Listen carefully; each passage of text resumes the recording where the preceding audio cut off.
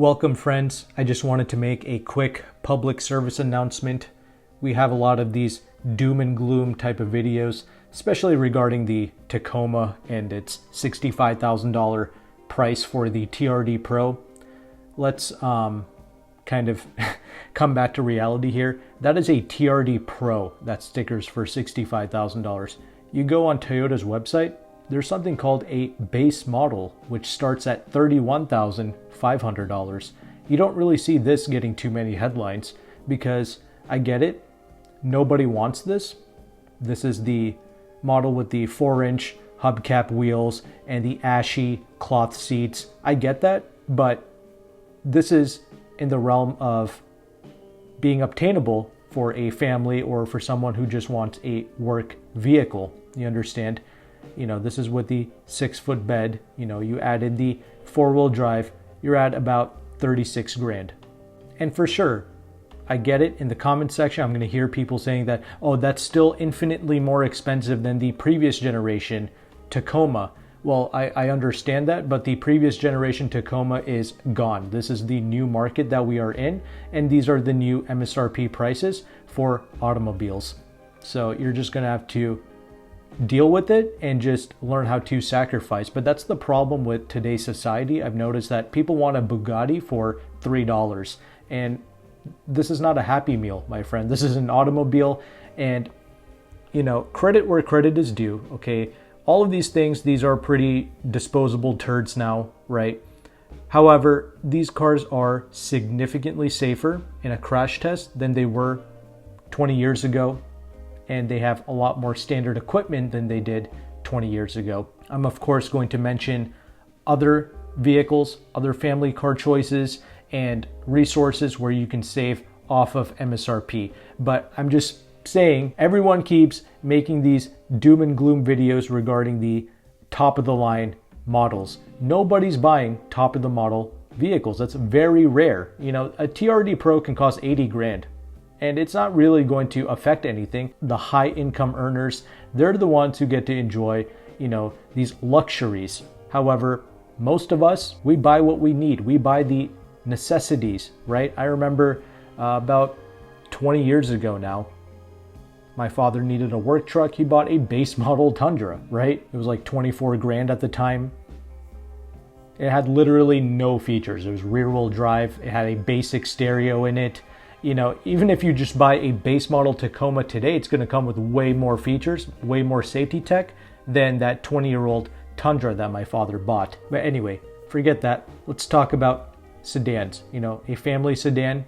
We have things like the Corolla starting at $22,000 for an LE model, which is very close in size to a 20-year-old Camry. You know, you come to websites like Edmunds and you can compare the specs and even the MSRP of previous model year cars like the Camry, okay, which started at $19,875, okay, for the automatic. A new Corolla is going to start at 22 grand for the LE, right? Very similar in terms of horsepower and torque between the two vehicles. All right, that's the Camry, so we have a little bit more horsepower with the Corolla, but the Camry used to have a little bit more torque. But look at the fuel economy difference. The new Corolla is like near hybrid levels of fuel economy. 32 city, 41 highway versus 20 in the city, 29 out on the highway. The overall length of the previous Camry was 189 inches. The new Corolla, it's about 182. The wheelbase on the new Corolla is 106 inches, which is 1 inch less than the 20-year-old Camry. The new Corolla weighs about 200 pounds less. The interior space is exactly the same. The interior volume, 101.7 cubic feet. I thought that was crazy. But the old Camry did have like 3 inches more legroom than the new Corolla. But the point is, they're very similar, and even the price is pretty similar as well. Now, we don't just have to be stuck with Toyota here. We have other vehicles like Subaru, right? A 2024 Legacy starts at about $25,000, which is essentially the same as a SE trim level Corolla. However, this comes with an amazing standard symmetrical all-wheel drive system. So it's one of the best all-wheel drive systems, super capable, comes with active torque vectoring, no 4-inch hubcaps here. We have 17-inch alloys for 25 grand. This is a respectable vehicle, but of course, they're going to stop making this. 2025 is going to be the last model year of the Legacy, but I really like Subaru because their base and their premium options come with a lot of useful features that a family needs or would want. So the premium level Subarus are brilliant. You don't have to go to the top of the line stuff, right? These Foresters, these Outbacks, a lot of these 5-seater SUVs can be had for about 30 grand or even under $30,000. Like again, the Forester, the Outback, and with Subaru, I appreciate their premium trim levels where for not much more money, you get a lot more features. And Subaru dealerships, they tend to treat you like royalty. So that's another good thing about that. Mazda, another phenomenal choice, comes with a lot of great standard features. I love the CX-5, comes with all-wheel drive as standard for 2024, and it's about $30K. Now, the only real area that sucks is if you're in the market for a 3-row SUV. Most of them are going to be in the $40,000 range, especially like the Toyotas, right? If you want a Highlander or a Grand Highlander, you're well over 40 grand. So that's not that great. However, there are brokers that you can use to save money off of the MSRP. Like for instance, I purchased a new 4Runner from Jim, who is one of the largest brokers in the United States. And I did not buy a TRD Pro 4Runner, okay? A TRD Pro 4Runner is about $57,000 with destination, all right? I didn't buy that. And even Jim does not have discounts on a TRD Pro 4Runner. That's going to be at MSRP. So what did I do instead? I purchased a SR5 Premium, which stickered for about 50 grand the way I had it optioned up. So that $50,000 MSRP 4Runner, I got it for $45,000. That's $12,000 less than a TRD Pro. You understand? So sometimes you have to sacrifice. You have to go with lower end trims. You have to buy the best value in the lineup and get discounts on it. And Jim was one of those ways where I was able to get a well-equipped SR5 Premium for under invoice. It was $2,000 under invoice, my 4Runner that I bought. So same thing with the Highlanders. He was offering like 5 grand off MSRP on both the Grand Highlander and the regular Highlanders. However, that's more so for the mid-level trims and for the upper trim levels. I'm not sure the exact discount he has for the base model LEs and things of that nature. So maybe $2,000-$3,000 is what you can expect off the MSRP on this entry-level Highlander and most other entry-level Toyotas that he has to offer. But trucks, I know that the 4-cylinder Tacos, he was at like $4,000 off of MSRP. Tundras, between $7,000 to $10,000 off MSRP depending on the trim level. A lot of people making these doom and gloom videos, they don't have any balance. You understand? They don't show you how to save money on this stuff. Not to mention, these are multi-billion dollar, multi-trillion dollar companies. They can literally never sell another car again and they will be completely fine. If you had $100 million in a freaking savings account making 3% interest, that's like $3 million a year, just in interest alone. You haven't built anything, you haven't sold anything. So imagine these billion-dollar, these trillion-dollar companies. They are literally money printers at this point without even having to sell anything. Not to mention, big business is involved in multiple other facets other than just selling cars. Hyundai is a whole hedge fund. Not only do they build other things, but they'll have an entire investment facility put in place.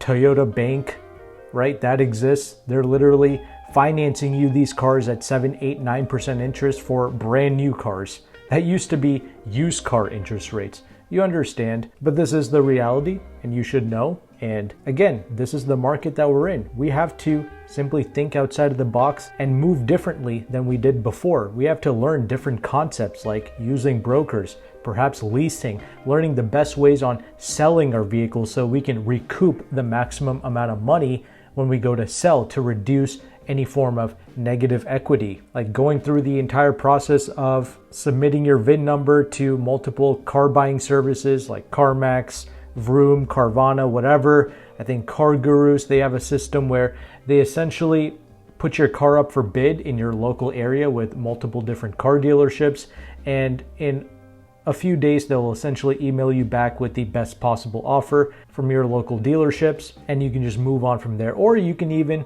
partner up with a good, high quality local used car dealership in your area and sell your vehicle under consignment. That's something else you can do to get top dollar for your car. There's just a lot of different things that we just need to be aware of so we don't get screwed over in this market. And I didn't even mention EVs because I'm personally not a huge fan of them, but yeah, EVs are pretty much being given away. They're like free cars at this point, like Toyota's BZ4X, whatever it's called. Those things are leasing out for $200 a month. So the point is of this video, it's that things are possible.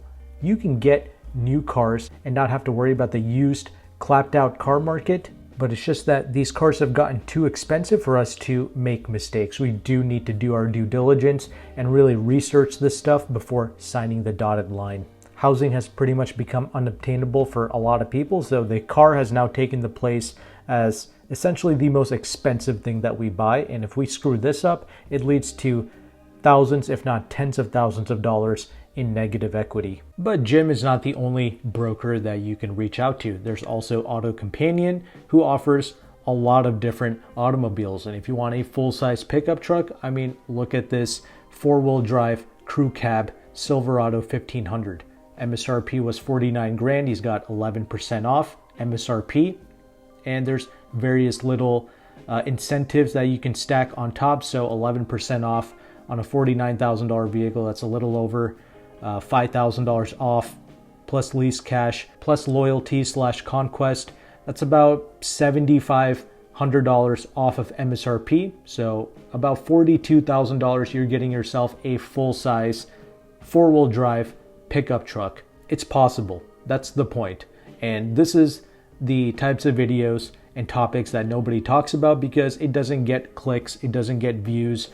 There's also a spiritual aspect to all this. People love to complain. I get that, but those who have ears to hear, let them hear. That's who I make these videos for. Those who want to think outside of this matrix and work around the system, right? You can reach out to people like this and take advantage of deals such as this, all right? The Rams, 13% off with various rebates and incentives stacked on top, right? I'm not even going to talk about leasing here, but there are leasing calculators that you can click on because AutoCompanion does offer a free leasing calculator. I've talked about this multiple times, but you click on it, you can play around with it, and yeah, some of these vehicles, you can lease them for next to nothing. And pickup trucks, they hold value. So at the end of the lease, it's totally possible that you have positive equity left over. The reason why people like Dave Ramsey tell people to not lease vehicles is because he knows that this is above what most people are able to comprehend. All right, most people will not be able to understand this. Most people are irresponsible with debt. So he's speaking to the masses. He's telling the masses not to do this because you simply won't understand it. And I too am telling you that if you don't understand the process of leasing, don't do it. But I just want to show you the discounts at least that's possible because you can get these discounts by financing or paying cash. However, leasing will get you some additional lease cash on the side, depending on the trim level and the model, but that's just pickup trucks, right? There's also, smaller trucks like the Frontier, 8% off on a base model Frontier. That's about what, maybe $32,000 that you're getting this base model Frontier for, right? Honda has the Ridgeline. I recently did a video on that, and he's at what, $5,000 off MSRP on the Ridgeline. And there's also additional loyalty credits that you can qualify for on many Hondas. And Hondas are vehicles that do what? Hold its resale value. So you have all these Hondas here that AutoCompanion is offering discounts on. So you have these sedans that are leasing for next to nothing. add about $100 to these monthly payments if you're going to do a zero money down lease. Again, only if you understand that process.